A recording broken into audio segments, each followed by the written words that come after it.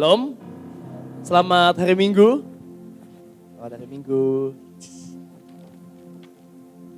Kayaknya saya khotbah di sini udah mungkin sebulan yang lalu kali ya. Gak apa-apa, ini aja sama. Thank you Kak. Mari sama-sama kita buka di Galatia 3 ayat 3. Galatia 3 ayat 3.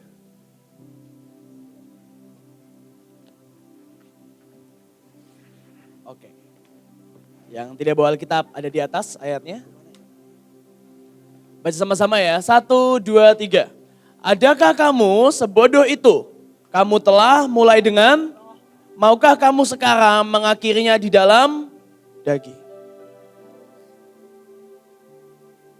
Dalam perjalanan iman kita, dalam perjalanan kita bersama dengan Tuhan, dalam hari-hari kita melayani Tuhan, ada satu titik, yaitu garis start, yaitu titik mulai kita mengawali semua perjalanan ini dengan Tuhan.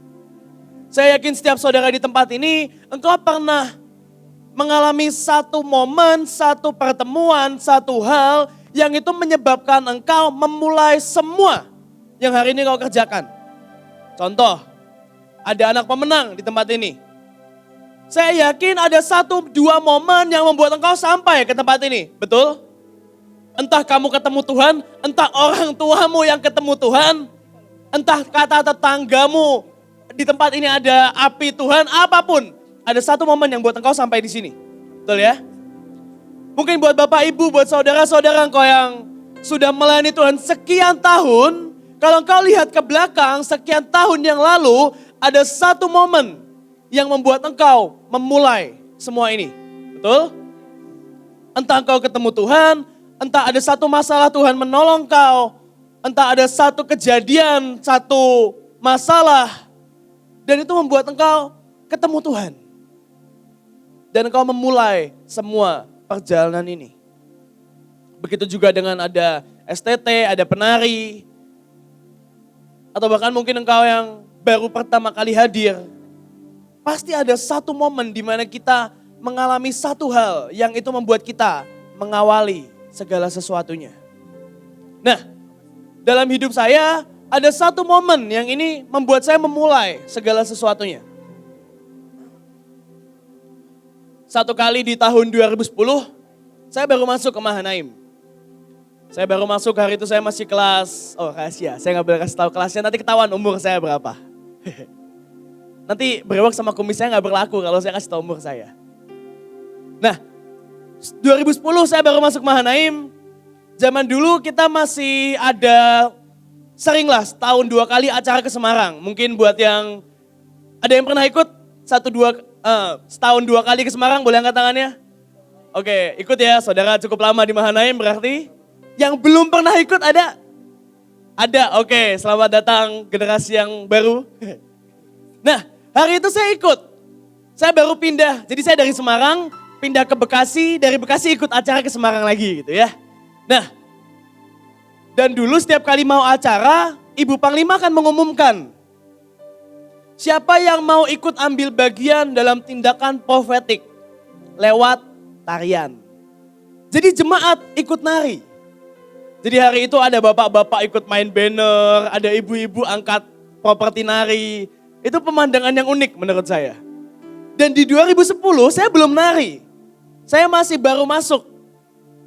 Kerjaan saya setiap kali ibadah saya akan duduk di balkon di ujung sana ngeliatin penari. Itu kerjaan saya.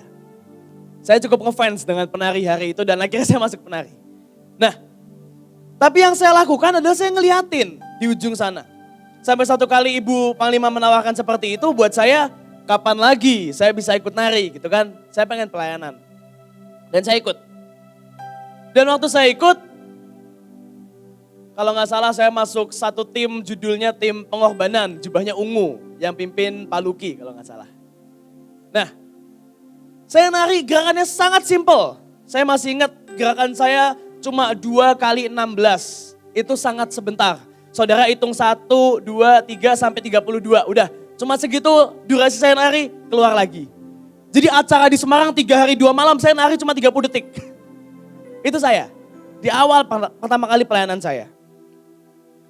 Dan tapi di tengah saya nari 30 detik dengan gerakan yang sangat simple. Bahkan ini nakalnya penari ya saudara, ini mumpung penari dikit saya buka rahasianya. Ini gerakan kalau kita pakai lagi hari ini, kita dikatain.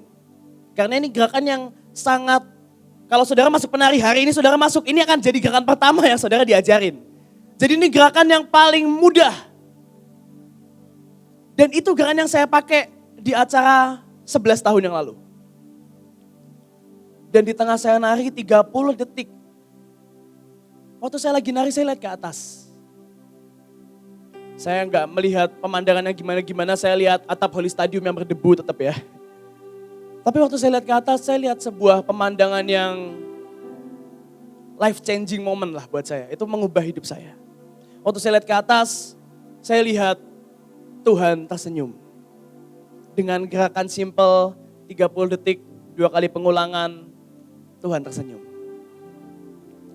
Dan itu jadi satu-satunya alasan kuat. Cuma satu, alasan saya cuma satu. Untuk saya melayani Tuhan, untuk saya mulai semuanya. Saya lihat Tuhan tersenyum.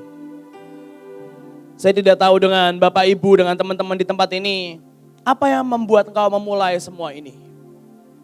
Tapi yang jelas, yang saya tahu, kita sudah memulai dengan Roh. Dan kita juga akan akhiri semua ini dengan Roh. Amin. Nah, firman Tuhan berkata seperti ini bahwa setiap kali ada satu angkatan yang berlalu, harus ada yang menggantikan, harus ada yang meneruskan. Mungkin kita semua sering dengar kata warisan di tempat ini gitu ya. Harus ada yang melanjutkan setiap kali lawatan, setiap kali orang-orang yang ketemu Tuhan, mereka harus mengajarkan pengalamannya, mengajarkan satu momen dia ketemu Tuhan, diceritakan ke anak-anak selanjutnya, supaya yang selanjutnya juga mengalami perjumpaan dan seterusnya. Tapi ternyata dalam hari-hari setiap orang punya perjalanannya masing-masing, yang menyedihkan adalah gini. Ada orang-orang yang mereka menjalani. Di awal ketemu Tuhan, masuk pelayanan, mulai cinta Tuhan. Dan di perjalanan tersebut, ada 1-2 hal yang menjadi celah. Yang menjadi kesalahan dalam pengikutannya kepada Tuhan. Mungkin kita semua juga pernah mengalami hal ini. Mari sama-sama kita buka di 1 Korintus 3 ayat 10 sampai 15. 1 Korintus 3 ayat 10 sampai 15.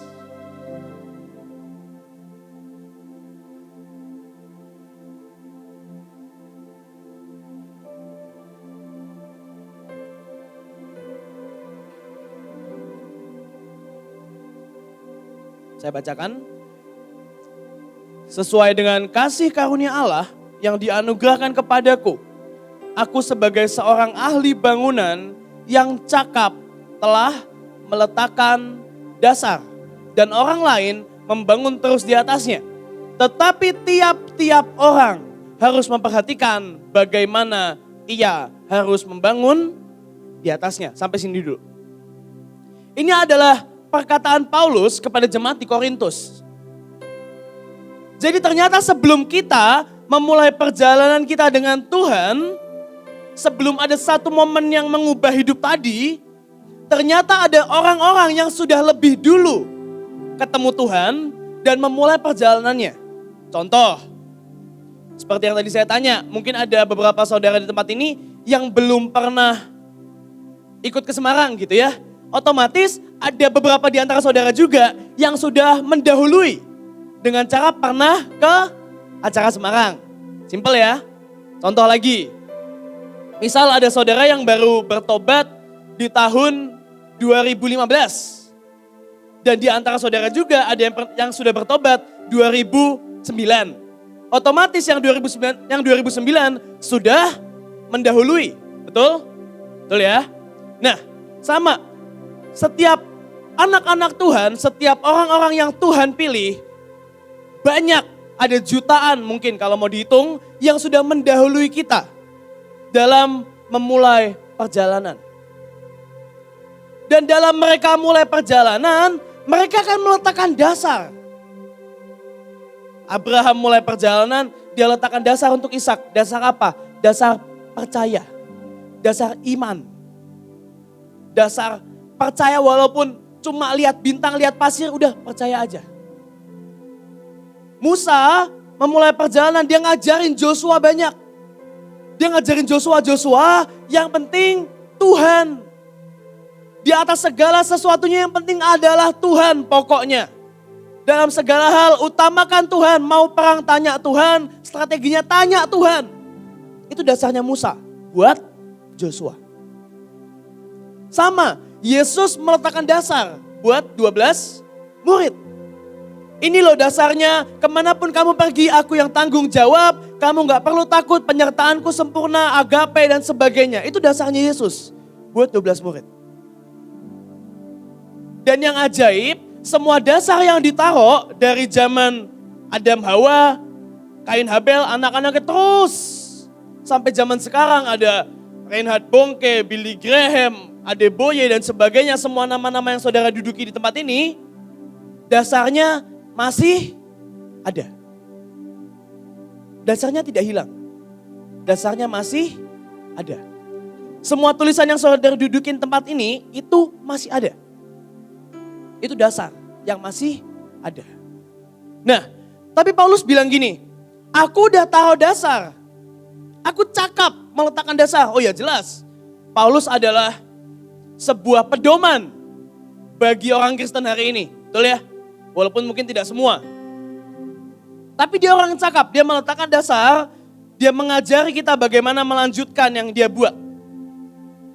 Tapi yang jadi peringatan Paulus begini, dan orang lain membangun terus di atasnya. Tetapi tiap-tiap orang harus memperhatikan bagaimana ia membangun di atasnya. Setiap kita, saya hitung kita sebagai satu generasi, sebagai satu angkatan. Mungkin kalau kita dibilang pasukan terdahsyat, generasi terakhir yang akan menyelesaikan semuanya. Nah, generasi ini, pasukan terdahsyat ini gak cuma kita. Tapi di seluruh dunia, di setiap bangsa, saya percaya ada juga yang sama, tanda kutip, gilanya kayak kita. Betul? Saya yakin di negara-negara lain juga ada yang fanatik kayak kita tuh pasti ada. Di Amerika ada ASEAN, siapa gitu bacanya, saya susah bacanya. Yang hobinya KKR keliling. Itu sama kayak kita. Dan kita semua di seluruh dunia, satu generasi, kita sama-sama membangun. Dasarnya sudah ditaruh Paulus, ditaruh Yesus, ditaruh Abraham dan sebagainya. Hari ini kita yang masih hidup, kita ikut membangun. Kita sama-sama bangun dengan cara kita masing-masing. Mungkin kita Mahanaim dengan cara penginjilan, dengan cara doa perang, dengan cara bawa sidang ilahi. Mungkin ada Sean dengan cara KKR besar-besaran. Mungkin ada beberapa pastor-pastor yang pakai sosial media dan sebagainya. Semua membangun dengan caranya masing-masing. Tapi ternyata ada cara yang salah. Karena Paulus bilang harus diperhatikan caranya. Kenapa diperhatikan? Berarti ada yang salah, ada yang benar. Nah, pagi hari ini yang saya mau kita semua mengerti adalah apakah kita sudah membangun dengan cara yang benar. Saya lanjutkan. Ayatnya berkata seperti ini. Setiap orang harus memperhatikan bagaimana ia membangun di atasnya, karena tidak seorang pun dapat meletakkan dasar lain daripada dasar yang telah diletakkan, yaitu Yesus Kristus. Betul. Entahkah orang membangun di atasnya ini dengan emas.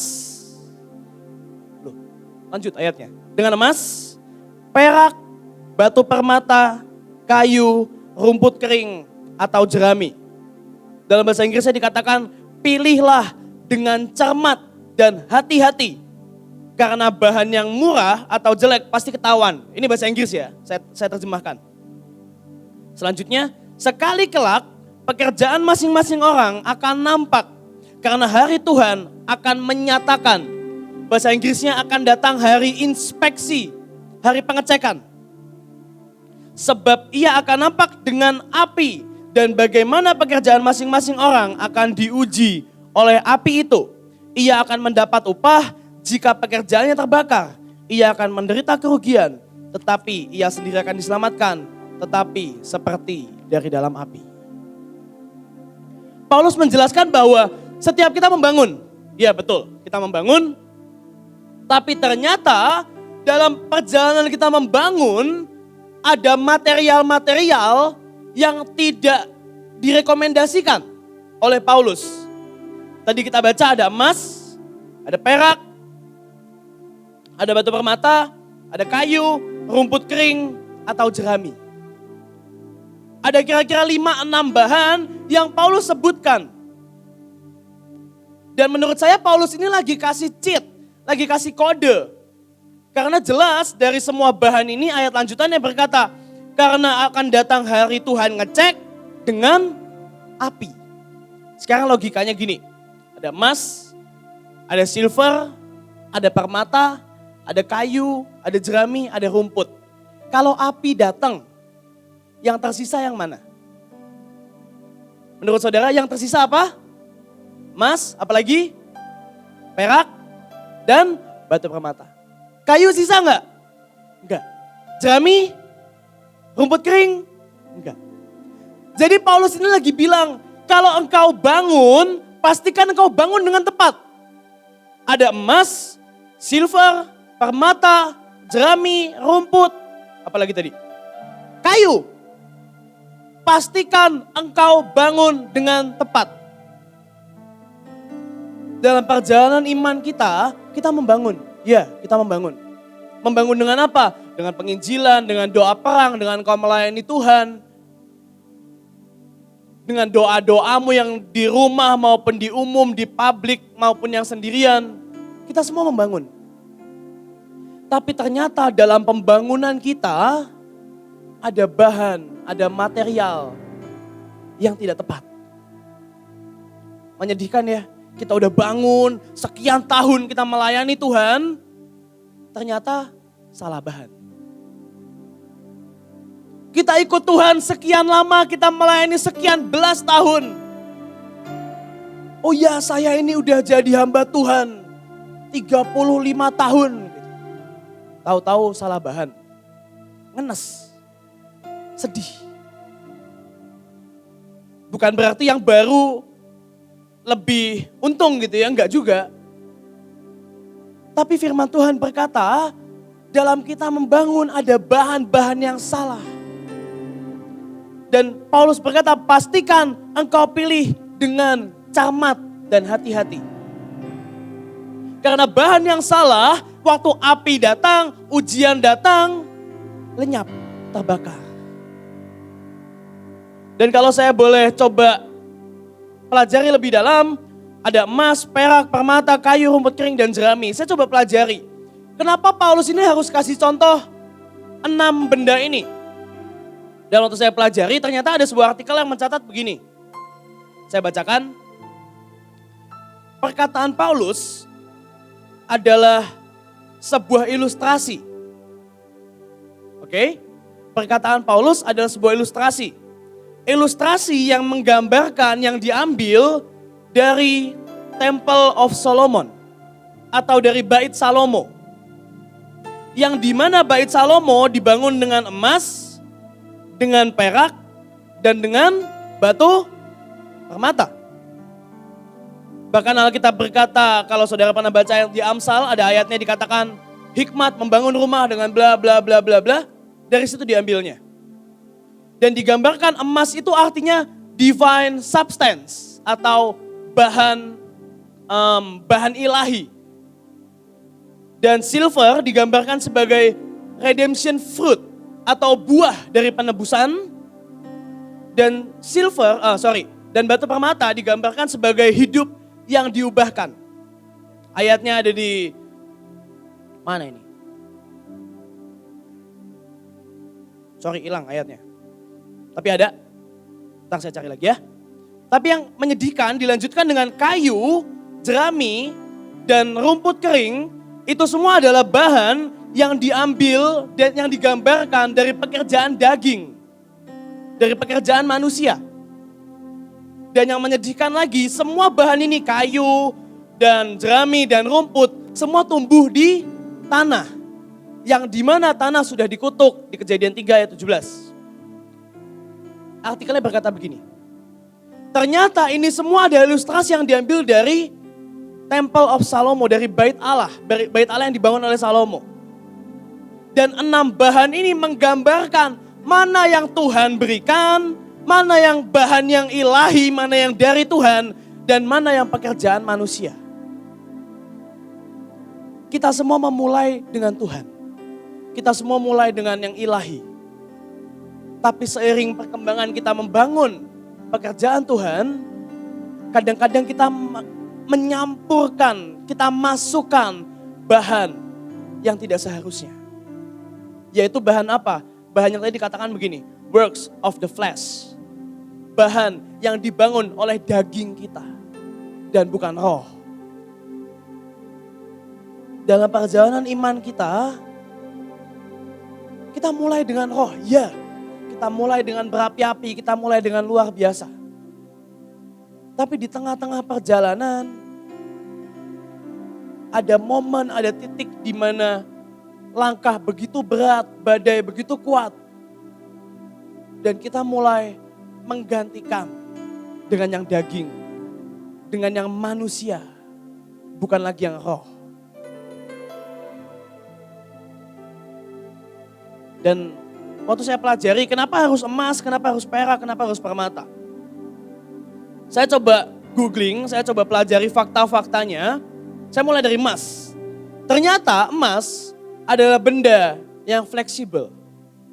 Saya juga baru tahu, mungkin bayangan kita emas itu emas batangan, cincin, gelang gitu ya. Tapi ternyata emas itu sangat fleksibel. Kenapa? 1 gram emas cukup untuk dilebarkan jadi 1 meter. Bayang ya, 1 gram segini ditempa bisa jadi 1 meter. Dan 1 ons emas itu bisa jadi 50 mil kawat. Kawat, ya memang kecil sih, tapi panjang. Ini membuktikan emas sangat fleksibel. Dan seperti yang tadi saya sudah bilang, di awal kita ketemu Tuhan, kita mulai dengan roh. Kita sangat fleksibel. Tuhan bangunin pagi-pagi berdoa, berdoa.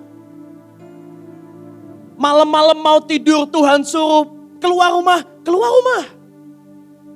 Di tengah ibadah Tuhan suruh tersungkur. Tapi seiring berjalannya waktu, Tuhan rame, malu. Kita gak lagi fleksibel. Saya gak cuma bicara ini buat saudara, saya juga bicara buat saya.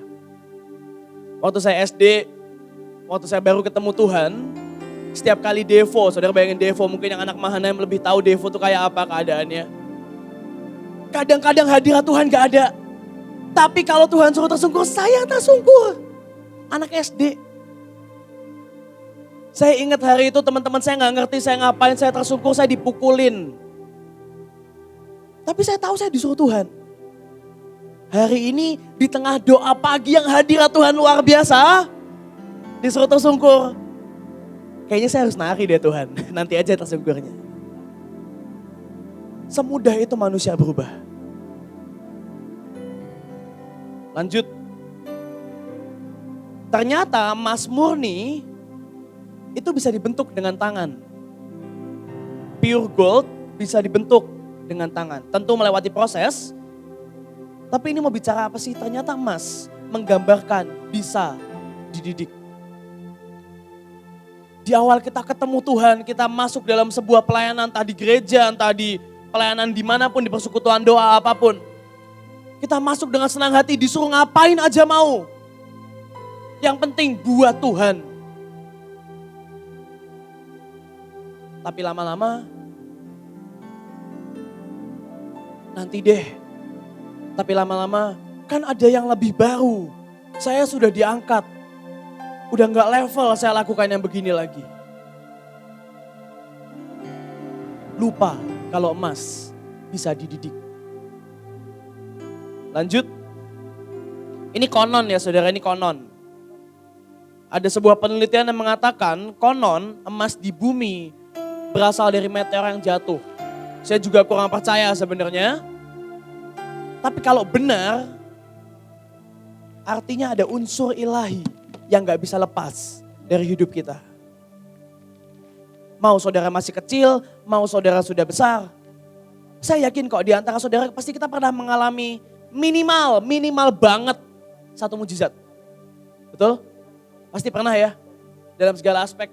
Ini minimal satu, ini satu kecil banget. Tapi pasti pernah.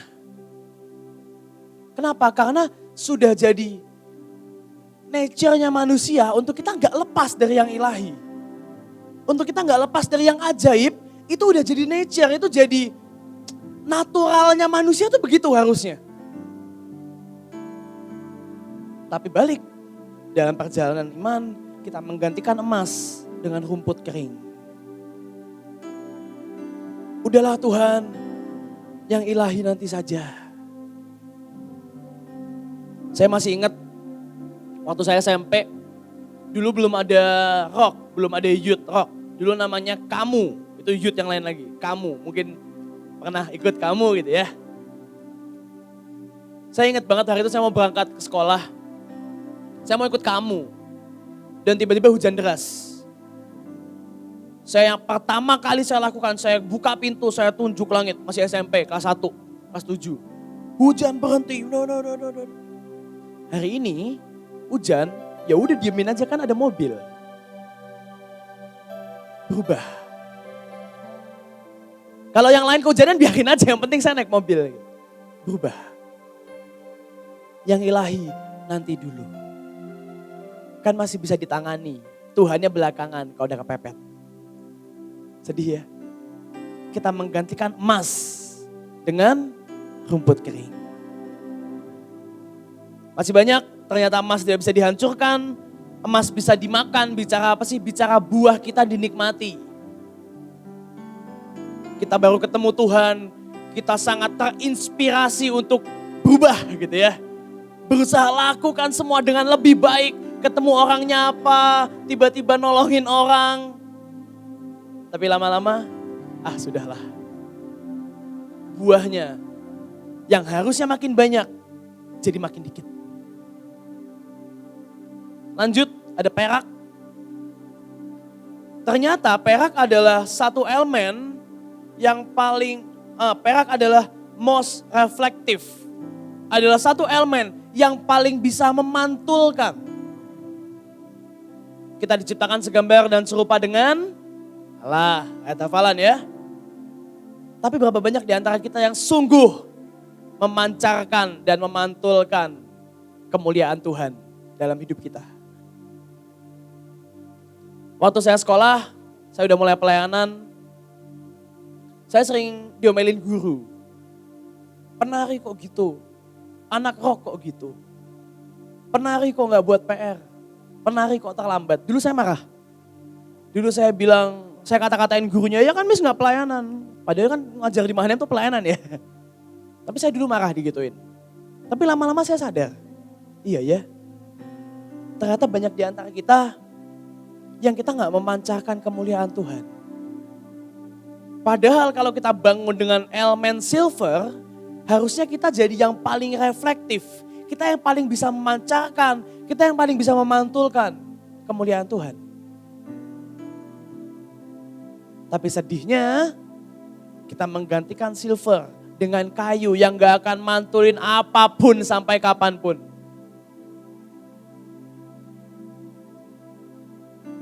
Harusnya kita memancarkan Tuhan dimanapun kita berada.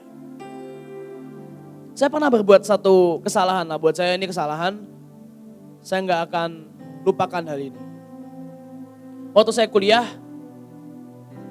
saya itu kan sangat on fire ya, jadi passion saya pelayanan gitu ya. Salah, jangan ditiru ya, jangan ditiru. Dan waktu saya kuliah, pokoknya saya pelayanan. Jadi mau ada tugas kelompok, udahlah saya kerjakan via online saja, via grup ya, oke saya pulang, saya pelayanan gitu. Sampai satu kali teman-teman saya marah. Jadi saya ini lumayan pinter, tapi saya males. Bukan males ya karena udah ngerjain yang lain, jadi saya gak kerjain. Ya males sih, ujung-ujungnya males. Saya hanya membela diri ya. Dan teman-teman saya marah. Dan teman saya bilang gini, saya sekelompok, ya ini keuntungan jadi orang pintar gitu ya. Saya satu kelompok cowok sendiri semua cewek-cewek gitu. Saya dikejar-kejar kalau bikin tugas. Dan semuanya bilang gini, yang ada 2-3 orang. Mereka chat saya secara pribadi dan bilang mereka ini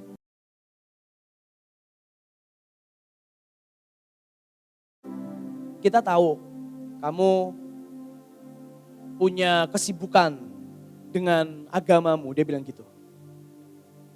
Tapi tolong kuliah dikerjakan. Dan tahukah Bapak Ibu itu sangat nusuk. Saya galau 2 hari 2 malam. Saya mikir aduh kok saya gitu ya. Saya galau berat. Saya benar-benar kepikiran saya udah gak bisa menembus kesalahan saya juga. Tugasnya udah dikelarin sama teman-teman saya. Saya merasa sangat bersalah. Dan yang lebih menyedihkan lagi, kejadian itu persis sebelum COVID. Jadi setelah kejadian itu saya gak pernah ketemu dengan teman-teman saya lagi. Karena kan online kuliahnya. Dan buat saya kesan terakhir yang saya berikan buat mereka adalah orang Kristen kalau udah fokus lupa sama kuliah. Itu saya merasa bersalah sampai hari ini.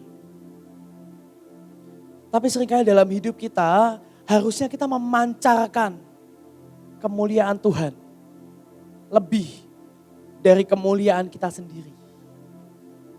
Karena silver tugasnya memantulkan, kita reflektif. Saya lanjutkan. Ternyata silver atau perak bisa digunakan sebagai benih untuk hujan. Saya baru tahu. Mungkin kita taunya ditabur garam gitu ya di awan biar hujan. Tapi ternyata silver juga bisa jadi benih hujan. Dan saya tidak mau mencocok logikan, tapi buat saya sudah jadi nature anak-anak Tuhan untuk merindukan hujan lawatan, hujan awal, hujan akhir yang lebih dahsyat dari yang pernah ada.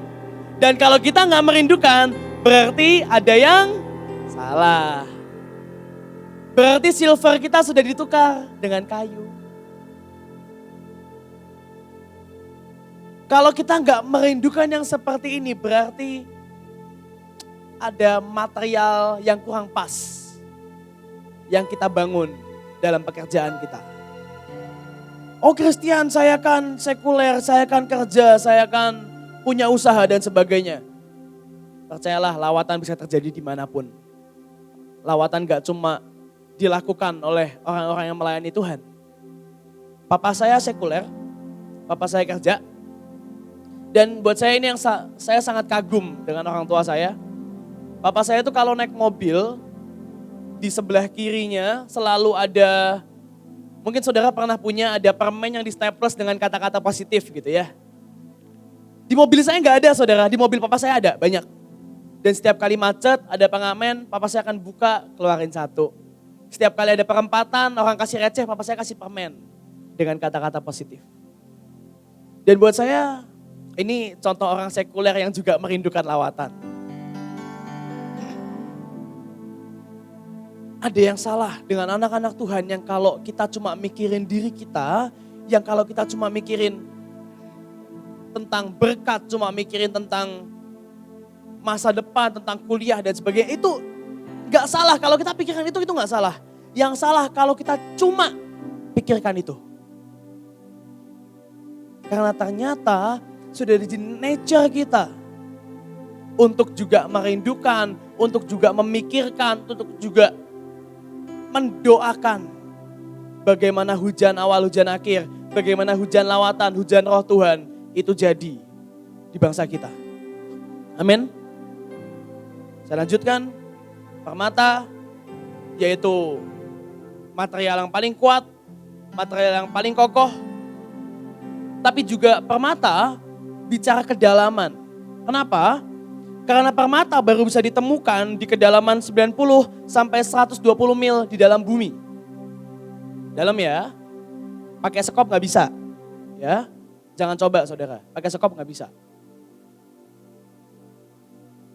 Dan yang terakhir, permata diciptakan dari karbon. Kita semua tahu bahan yang sama dengan pensil. Yang membedakan pensil prosesnya singkat, permata prosesnya mengerikan. Semua bicara respon hati bicara proses. Dan saya tutup dengan sebuah statement yang dikatakan oleh artikel tersebut. Statementnya berkata begini, God's work done in God's way. Saya ulangi, God's work done in God's way. Pekerjaan Tuhan selesai dengan cara Tuhan. Apa yang kita mulai dengan Tuhan, apa yang kita mulai dengan Roh, kita semua akan akhiri dengan Tuhan. Kita semua akan akhiri dengan Roh, dengan kuat tentunya. Hagai berkata, kita mulai dengan glorious beginning. Ini ayat yang kemarin Ibu pakai. Kita mulai dengan glorious beginning dan kita selesaikan dengan evermore glorious finish. Yang jadi pertanyaan, kita membangun dengan material apa? Kita yang menentukan. Amin. Yang pasti saat api itu datang, pastikan kita menyala makin terang. Kita jadi lebih mulia lagi, kita jadi lebih murni lagi. Dan kita didapati Tuhan menyelesaikan dengan Roh dan dengan luar biasa. Mari kita berdoa.